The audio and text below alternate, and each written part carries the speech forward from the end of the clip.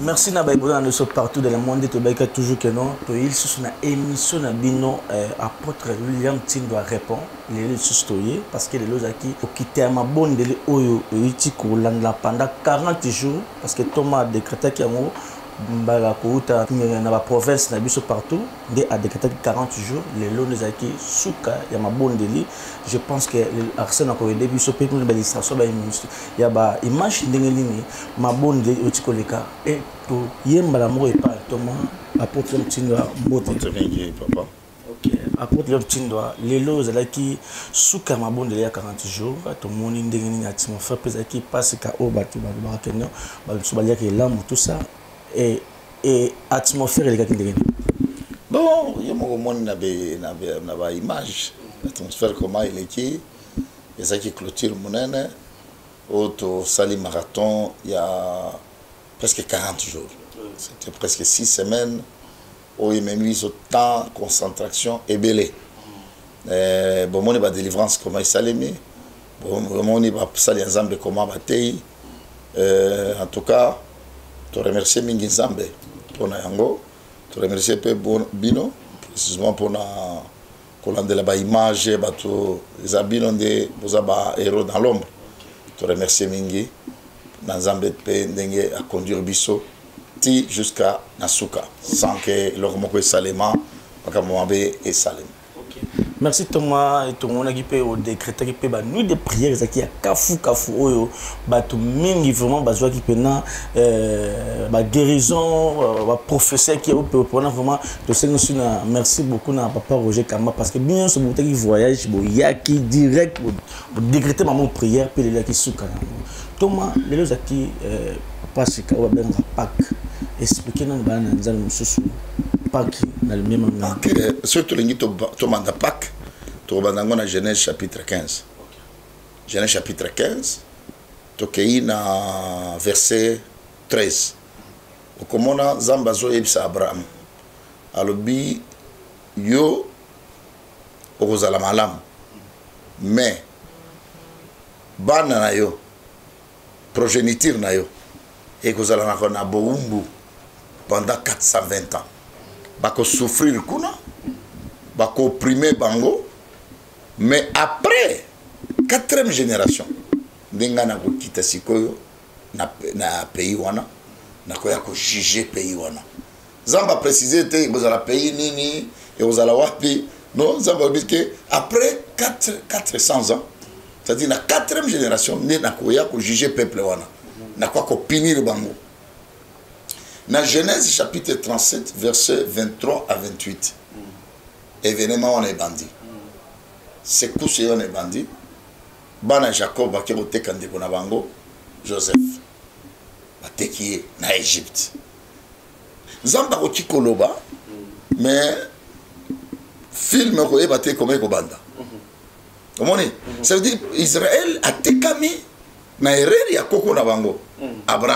Abraham Zamba senga ki babiloko babilambo ba sacrifice na ba sacrifice ya salaki yango avec erreur kanda ya Nzambe ndeke ko yebisa yeke peuple na yo progéniture na yo e ko vandaka na bombo lelo to sali na batebele lelo na ba famille bazo vivre pe même histoire koko na bango c'était un sanguinaire bando boma bato koko na bango encentre na bango zaki motomoko ya bakitsi azaki motomoko mabe lelo progéniture na ye et va dire souffrir et zo souffrir il faut qu'on compte en église à révélation qu'on compte en église et dit qu'on interpréter Bible pour découvrir les conséquences au besoin vivre Zamba lobi na Genèse chapitre 15 mais événement qui au Salema na Genèse chapitre 37 bambula nyoso le kaki ezaki bambula ya manipulation. Il y a makambozo processus. Paf, Israël qui est en Égypte. Tant qu'il est en Égypte, ayeba kiteke, eza eloko koko na biso asala na Nzambe. Koza ba tebele le ozo souffrir na ba famille parce que na ba famille na bango bazaki na problème na Nzambe. Ba tumba église, ba tumba ba missionnaire, ba boma ba pasteur, ba sala makambo mabe, ba iba ba kiti. Ça c'est sens religieux. ko papa na bango azaki pasteur akima ki pasteur atika église makambo moko ya bonzambe toke lisusu na bakisi koko na bino ateka famille na chef coutumier ateka famille na chef coutumier ozomona bokei na makambo mosusu papa na bino c'était un grand voleur aiba mbongo ya ba fonctionnaire akenda poto akima na mboko akima na mbongo ya bato adetourna mbongo à l'état akima na yango bato batikala kozala mode comme dire et ça le même pays na biso moni na léopard na biso ekindaka musika te ekindaka musika te so ya comme la carte finale papa moni alors pourquoi équipe na biso qui tire monta équipe ya Simba qui tire ba léopard ngana mona ki comme mona léopard to kindaka nango musika te il faut pas changer il faut que erreur moko esalema makambo moko boye c'est-à-dire ezali o bato balobaka ke mbongo ya bato balia c'est-à-dire il y a des événements passés où esalema biso toyebaka te et ça va ficelle les autres qui ont réclamé biso c'est pour ça que Israël s'est retrouvé na Égypte c'est que pour basali kuna 400 ans comme Dieu avait parlé. Maintenant, il fallait Moïse et les Sosoaya. C'est-à-dire, tout ça, ça commence dans la spiritualité. Après, les autres de Souka, dans la physique. C'est pour cela. Pâques, c'est la libération. C'est la libération. C'est sorti dans l'oppression. Israël, dans comme en Égypte, a ces problèmes 4. 1. Bazala qui opprimait. 2. Bazala qui met d'œuvre. Il y a des Égyptiens, Tonga, pyramide, profiteur, ce n'est pas les Israéliens, profiteur, il y a la pyramide, les lois, ils allaient à Égypte. Vous voyez, ils ont le biso congolais. Ceux qui Congo, ils allaient qui moto, les lois, ils ont 62 ans ou 63 ans d'âge. Mais Congo, ils ont opprimé. Congo, richesse est utilisée par les autres. Nous sommes des maîtres d'œuvre. Nous sommes des maîtres d'œuvre. Toujours travailler, toujours salab, toujours peiner. Mais tout le maca, il y a des profiter, il y a besoin de les Libanais, les Indiens, les Javanais, les Pakistanais, dans notre pays. Notre richesse, ils ont été richesse, ils ont été étrangers. Mais même Israël a commis qu'on servir le peuple. Il a dit qu'on servir l'intérêt comme un intérêt à battre. Voilà Israël, ça c'est sens économique. D'abord, sens physique, ils ont utilisé, sens politique, ils ont écrasé, sens économique, ils ont déjà détruit, dans le sens spirituel, ils ont oppressé dans la magie à Égypte. Alors, Zambé a utilisé moyens spirituels dans moyens physiques. Moyen physique, c'était Israël, il fallait abîmer en Égypte. Dans ma cassinae, spirituellement, Zambé a utilisé Bango pour détruire la magie à Égypte, pour frapper la première nez, manigance spirituel et physique, et le mot Israël en Égypte. Pour détruire notre sens la première année, on a le coup la pas parce que tout le monde qui Nzamba Tindaki nani Bopangusa Makila Nabamir Nyons Israël. C'est ça. Ça dit Israël a une capacité spirituelle et physique. Là où il y a le sang, il y a l'esprit. Pourquoi Nzamba Babima qui n'a mandou quitté? Bamimi n'a pouvoir en Zambé. C'est pour cela libération d'Israël est comme image monnaie et comme religieux. Tu me dis que le sens religieux. Bamosusu bazwa ba indépendance la bandanga la bango. Mais Israël a joué indépendance en Zambé yemoko. Zamba kiti yemoko. Atinderi bango prophète Moïse a qui de libérer bango. Biso tozali ki na Lumumba. O bazaki ba déclarer ya indépendance. Mais indépendance la bango va déclarer que na lelo mwana na bango va déclarer que Congo Congolais azana 62 ans azana maïté azana courante azana na minerai azo profiter na yangote azali na ba intellectuel misala ezate à la mauvaise université, toutes ces choses-là, ils allaient à Israël, ils allaient à Congo. C'est-à-dire Congolais, ils ont un problème.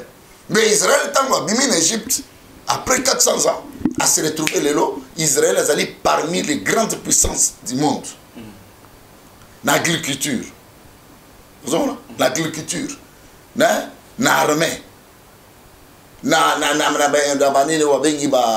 Savant. Mais pourquoi c'est parce qu'Israël azalaki échantillon ya Nzambe. C'est pour ça que Moïse, Israël, vous étiez les esclaves dans l'Égypte. Moi-même, je suis descendu là-bas pour vous faire délivrer. Vous voyez? C'est ça, Pâques. Pâques, c'est la force de la libération.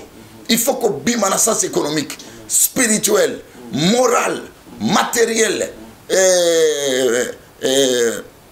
dans sens il faut, c'est ça, Pâques, c'est la libération. Pâques, c'est un passage. Pâques, c'est sortir de l'oppression. Voilà Pâques. Comprendre.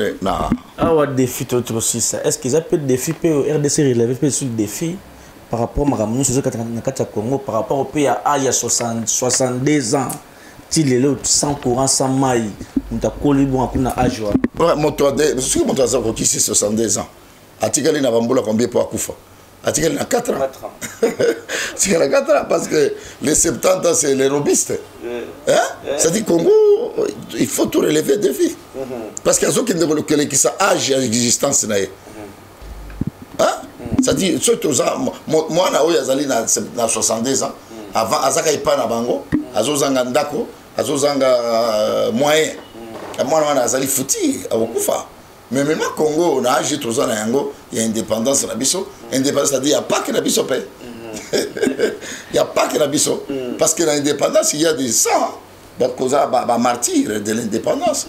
Vous allez maquiller ça. Et ce n'est pas ma capo, pour bima, pour vous la sauver. Pour bima l'oppression, ma cambo et les caca. Mais pourquoi biso, n'a les lots, tous continuer à Kokufa? Tous continuer à Kokufa, n'a les lots. Tous la cacambo, n'a biso, n'a les lots. Richesse makambo belé et aussi maté.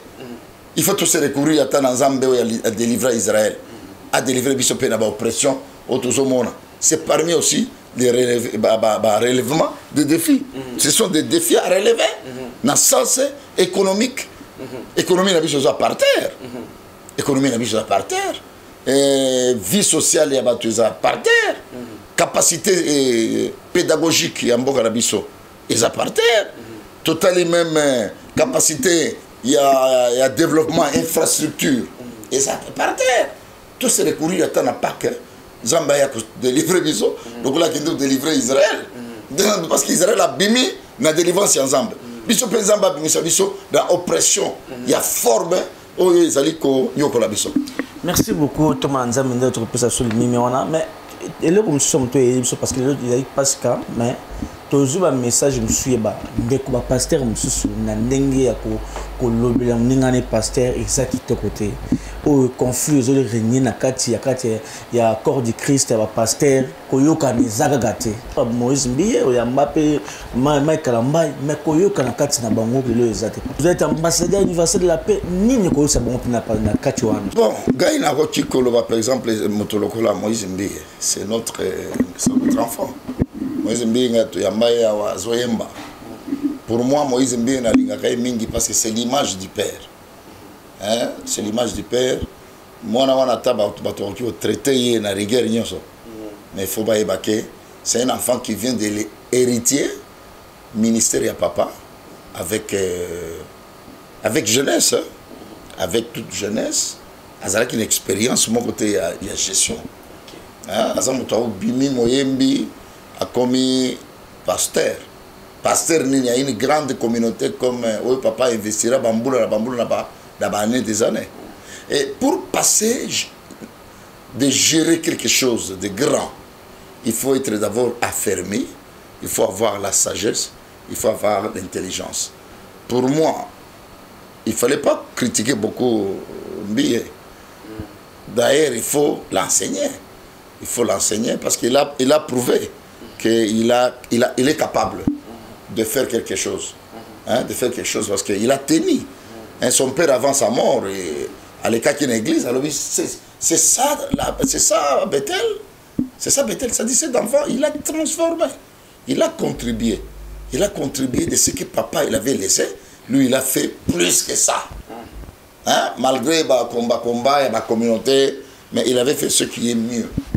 Mais ce qui est aussi mature, ils allaient encadrement. Hein? Encadrement. Dans le chaque fois, l'église, il faut condamner mon côté, il contribuer à un conseil. Il faut conseiller quelqu'un pour mieux le condamner. Hein? Alors, Moïse Mbie, ce qu'il a fait de mal, il faut pas soutenir. Parce que c'est un jeune. Il y a des Kanacher, Tanga, ça c'était trop bas. Il y a un niveau à la maturité, c'est un garçon qui chante très bien. Il a gardé l'église, il prêche bien. Pour moi, parce qu'il est devenu déjà père. C'est un père. C'est lui qui est le représentant de Papa Mbia. Okay. Ah, c'est lui. Il faut que nous d'abord droit na gauche. Otali bato lingo sala bango course, sala bango combat. Baza banane auprès de toi. Baza la responsabilité. Lui, il assume la responsabilité. Ah, c'est un garçon à applaudir. Il a enterré son père. Il a supporté son père en plein combat. Pour moi, en tant que pasteur, il ne faut pas avoir de rigueur beaucoup. Il faut qu'on conseille, qu'on contribue. Qu'est-ce que tu as fait, c'est mal. Parce que dans le Congo, bazali au balba na chiluba bichiki la tuboy. Eso pamato to lokota. Des Congolais. Au lieu de soutenir, de conseiller, mais il faut aller parler des choses qui ont ali mabe. C'est ça. Il y a mis balé. Nous les pasteurs congolais.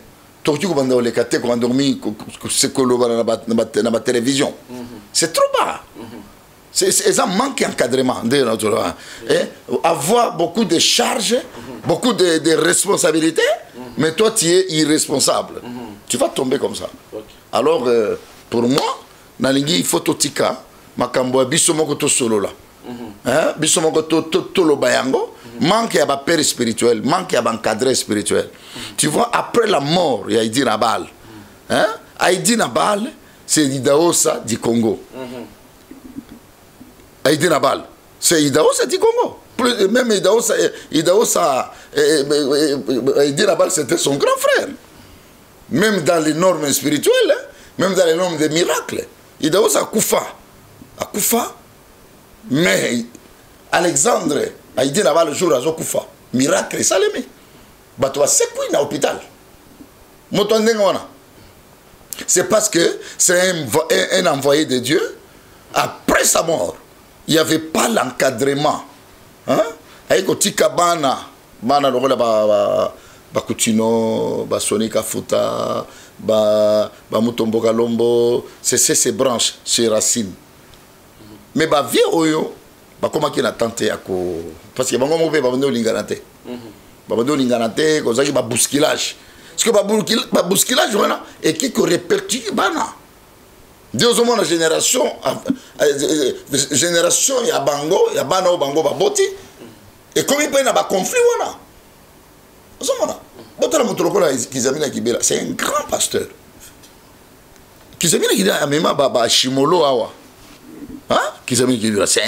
C'est un poteau de l'évangile. Mais il a été haïr. C'est parce que nous on s'aime pas. Ceux qui sont allés aux Nigériens, les Nigériens sont bagafte. Mais parce que les anglophones, ils gèrent leur histoire. Parce que la communication pasteur à mon erreur pasteur donc congolais mon erreur à congolais a exposé. C'est la bassesse, c'est l'enfantillage, c'est manque d'encadrement. Tu comprends? C'est la manque d'encadrement. Manque d'immaturité, tu veux assumer des responsabilités pastorales. Catholique, église catholique. Ils ont cette capacité de la maturité, il y a que gérer les problèmes. Parce que bango après spiritualité, ils ont la capacité d'abord philosophique. La capacité d'abord mentale, psychologique, morale. Ils ont travaillé moto. Des bâtiments à travailler. Au moment que ils ont camouflé. Bazo que nous qualifier la bango c'est l'église le plus sérieux du monde. L'église le plus sérieux du monde. L'église catholique. Non, non. Parce que c'est que on peut les applaudir. Ils sont organisés, ils sont matures, ils sont sages. C'est pour ça que bazo gérer. T'as la macambo les cas qui n'a pas de télévision. Oh, il y a macambo les cas qui a pédophilie. Ceux qui ont église de réveil, église de pas ça. Mais ils ont assumé cette responsabilité. Ils ont. Église de réveil na Congo, ils ont manqué d'encadrement. Il y avait beaucoup de rebelles qui sont devenus pasteurs, les immatures pasteurs. C'est pour ça que les pasteurs ont sauté à Bakambo. À Tei, 5 ans après, à Monique, ils ont foutu à changer encore. Ils n'ont pas de bagages de la doctrine. Ils n'ont pas de bagages de la doctrine. C'est ça qui est c'est manque d'être affermé, manque de connaître les choses de Dieu. Les roses qui sont mais moi, nous sommes pour devenir pasteurs quand même. Nous sommes formés quelque part, encadrés quelque part. Jusqu'à aujourd'hui, il y a nos pères qui continuent à nous encadrer. Je n'ai pas besoin d'avoir un Américain pour m'encadrer. C'est les Congolais qui m'encadrent. Je me conseiller que j'ai un climat à la doctrine, tout ça continue. C'est ça. Problème, même dans les autres regrettés, même Denis Les. Denis Les, c'est un serviteur de Dieu qui a fait beaucoup de choses. À part comment tu comme aventure bango bandi ko sala abandi ko brandir yango au moins qu'ils ont effacé même makabonyoso oya salaki. Il n'est pas cette courage de passer à la télé parler de ce qu'il est tenté de dire. C'est la honte. C'est la honte. Tout ça c'est manque d'encadrement. Manque d'encadrement. C'est ce que je voulais terminer par là. Dans Makambotali amour va passer le bazar en amour. Est-ce qu'il y a aussi moyen de se rattraper, de se réconcilier? Madame Belé ici là, comme on le peut azur à peine les mêmes. Il y a moyen de se rattraper. Toujours c'est le président de l'église de réveil, pasteur Dodo Kamba. Locola c'est lui qui est devenu machiniste. Il y a l'église de réveil qui fait tout maintenant, qui fait tout pour se rattraper. Parce que nos pères, nos vieux, ils n'ont pas arrivé, il y a une stabilité. Mais il y a moyen, il y a qu'à relever équivoque, il y a qu'à relever défi et mettre l'église de réveil en place. Il y a mis l'État. L'État, il y a des partenaires, il y a l'église. Ce qui l'État, bavure. Parce que moi, pour avoir les documents, il y a en tant que représentant où il y a notre communauté, c'est le ministère de la Justice qui m'a donné. Alors lui qui m'a donné, j'ai un casier judiciaire, j'ai un statut. Yo vision vision ok, tu as étudié, juriste va étudier, oui, mérité qu'on peut ça un document, pas personnalité civile. Mais ce qui est l'État, azotika pasteur azosala mankiona atali na stati na est-ce que mankiona ezali na stati oyo a autorisé à encadrer les bateaux parce que l'église et l'État sont des partenaires. Oyo l'église azali partenaire moral et spirituel, mais l'État c'est un garant, c'est le garant de la constitution, de tout le système noyau social, économique, tout. C'est lui qui est le père. Mais quand l'État, Azoyo Kamoto, par exemple, Makambo, il est qui prophète Joël Francis, à Kekosala Makamboana, Babengi, ministère de la Justice, il faut Benga Joël Francis. Aner, il faut Benga, interroger, monsieur, non, tu as espace pour enseigner la population congolaise, pour éduquer Bango. Il devait être arrêté. Il devait être arrêté. Pour arracher d'abord la licence pastorale. Azonga na théologie, azonga na makambo zambe. Même makambo Denis Les Sala. L'État il faut arrêter. Mais comment arrêter l'État ça passoire les gens là ils parlent comme des pasteurs, ou ils parlent comme des musiciens, ou ils parlent comme des féticheurs, ou ils parlent comme des immorales. ça me dépasse. Donc,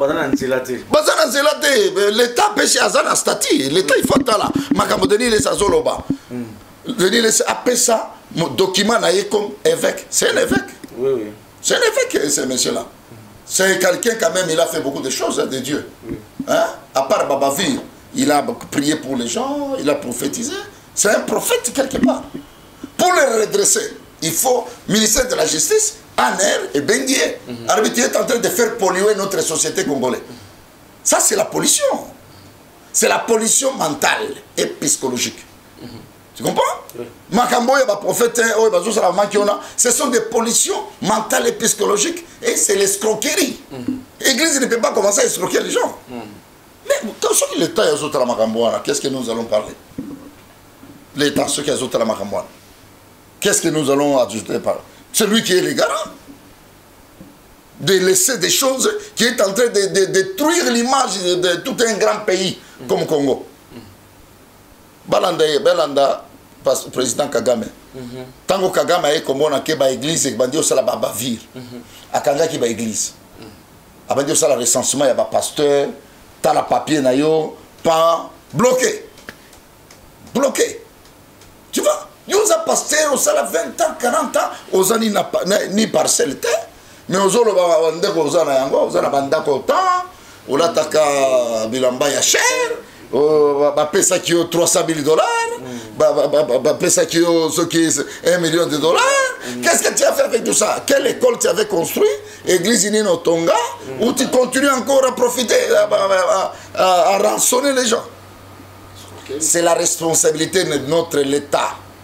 C'est ce que moi je peux dire ici. Parce que nous tous, nous sommes sous pouvoir, il y a l'État. C'est l'État qui nous donne des documents. C'est l'État qui est en train qui est notre partenaire. Les gens que je suis en train d'encadrer dans l'église, ils ont battu à l'État. Rendre à César ce qui est à César, rendre à Dieu ce qui est à Dieu. Merci. Moni awa madame Munongo alobi eke ba katange ba tikana na katanga eke ba kasai ba tikana na kasai. Il y a une division bien délivrée. Madame Munongo, c'est ma soeur. Okay. Nous sommes aussi à côté de Bunker.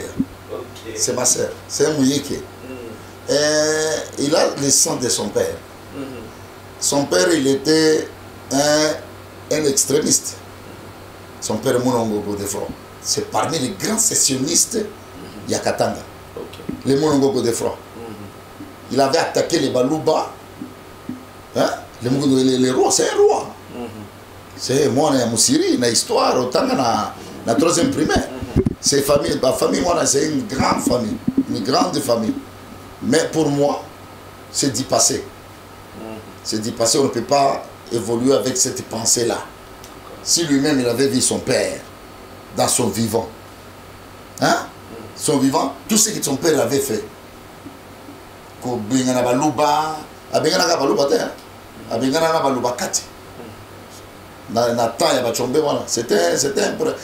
était ministre de l'Intérieur.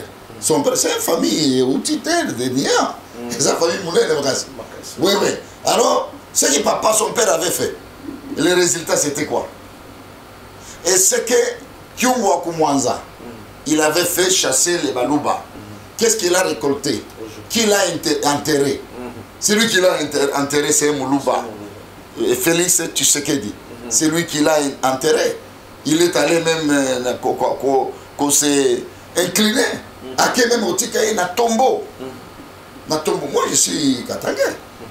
Mais je peux dire non, c'est du passé. Ce n'est pas du développement. Quand lui il peut commencer à attaquer les Baluba, mais lui il a étudié en Europe. Hein?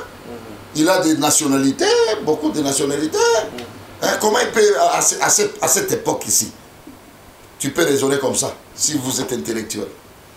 Aussi longtemps, l'Europe, ils ont bondé à la INI. Europe. L'Europe, ils ont sangana pour détourner na richesse. L'Europe est en train de vivre à cause de nos richesses. Pourquoi on est d'attaquer les Européens qui est en train de prendre notre 80% de nos minéraux? Là où il est, là au Katanga. Pourquoi il peut pointer seulement les Baluba? Vous les Katangais, Maman Mwenda, la richesse qu'on est en train de vous ravir là-bas. Vous êtes princesse, dit Katanga. Là, je suis en train d'adresser la reine. C'est à sa princesse. Hein. Ok. C'est aussi de nos familles. Nous sommes d'Ingouba, nous sommes dans l'air chefferie, c'est-à-dire nous sommes de l'enclos. Okay. Mais si il devait parler, il devait d'abord parler de la richesse qu'on est en train de payer de Fungurume. C'est leur territoire. Le territoire de Fungurume. Pourquoi tu ne parles pas les plantains de tomates ici? TFM a détourné les minéraux combien dans Rwanda? Les Américains ont la Kenda. La société et pas les Chinois. C'est ce Chinois maintenant qui est en continu encore de piller. Pourquoi ils ne parlent pas de ça? Ils parlent seulement des paysans. Ils vont souffrir dans le ils vont piller les minéraux dans Bango. Non, non, non. Il ne peut pas continuer de ça. Ça, c'est la bassesse. Aussi que moi, je peux dire, hein, c'est la bassesse. Ce n'est pas elle. C'est une famille de rois. C'est une famille de rois. Tu vois, son père, papa naye, Azui Basanga, Azui Bakandembo, Azui Mabele Obango Bazo géré. Et bandit na Ngouba, ti Kanzenze. Et l'équipe n'est pas Luboudi. Pourquoi ils ne pensent pas au développement Yamakambora? Là, il faut parler des autres. Il ne faut pas nous parler, nous. Moi, je suis pasteur. Hein. Je suis agent du développement. Je suis dans Tamboli, Marambouébélé. Dans Tamboli, on va payer Bélé. Là, il faut parler dans ma villageois. Pas dans Toloko, la Mingaï. Moi, je peux dire, dans le Vandanaye, parce que je connais, c'est ma province. Après, c'est notre territoire. Je connais. Na otiko yebisaye oyo bango il faut pas baloba makambo na baloba makambo mosusu pas wana pas wana ya ko s'attaquer entre nous-mêmes les Congolais hein nous-mêmes les Congolais on est en train de nous piller on parle de ça to parler makambo wana to parler de bato auti Mbujimayi baye ko vendre na Katanga on dit qu'on s'est développé, qu'on s'est débrouillé, tu commences à attaquer les paysans. Ça, c'est quel esprit? Atika. Atika Makambo Azo Salawana, ce n'est pas bien. Alan Ndekonaye, Moïse Katumbi. C'est leur frère. Moïse Katumbi, c'est un frère. C'est un Mouyeke aussi. C'est un Mouyeke. Moïse, c'est un pacificateur.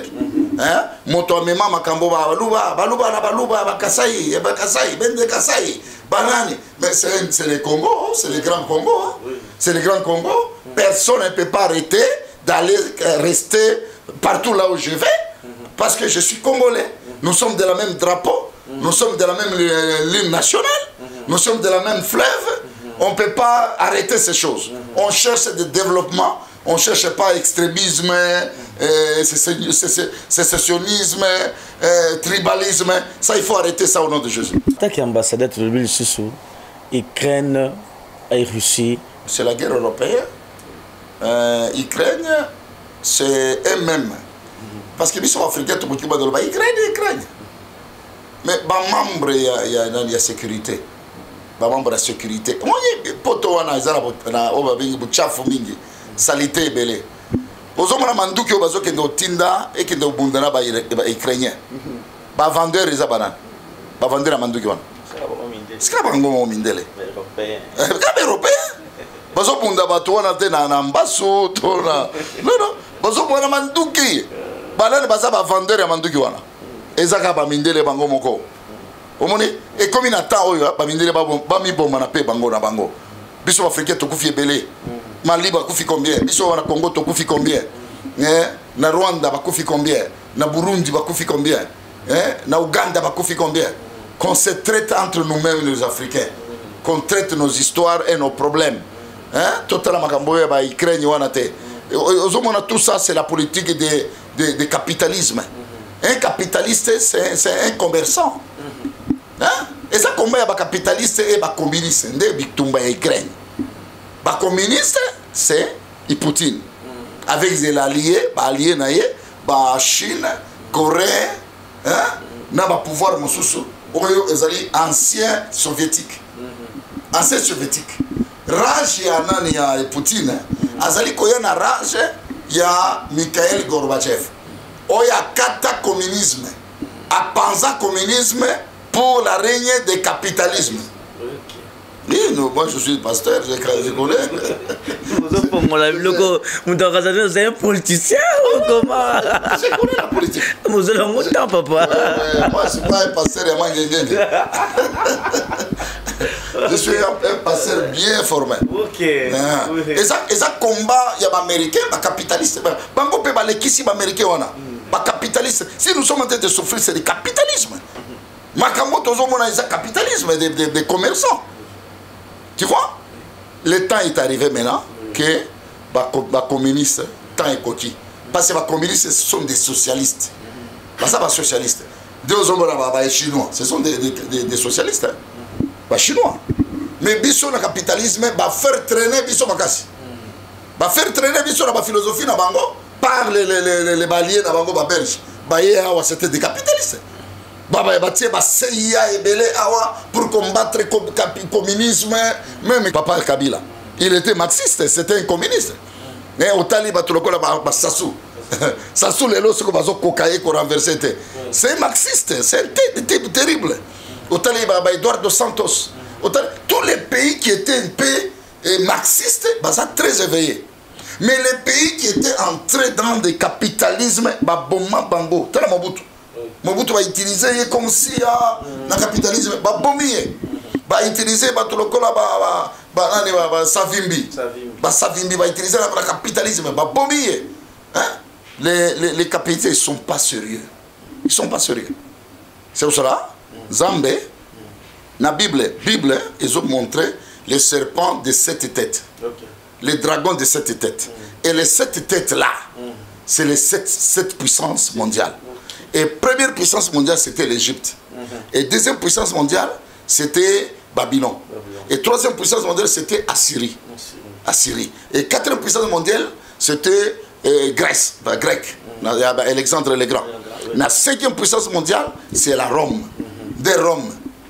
Sixième puissance mondiale, c'est l'Europe, c'est-à-dire l'Union européenne, voilà. Les sixième puissance, le capitalisme. Comment dit? Des sixième puissance mondiale. Et septième puissance mondiale, c'est le communisme.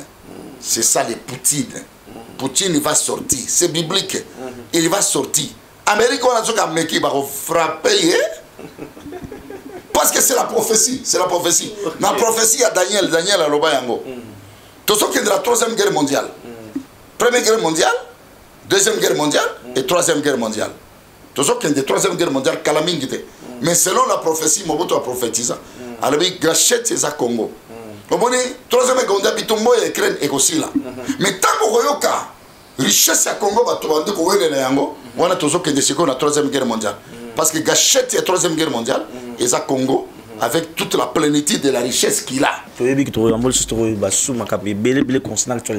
Vraiment, merci à Thomas Nzambe. Merci à Bolandimbiso partout dans le monde. Merci à Lucadi. Merci à Arsène Walassi.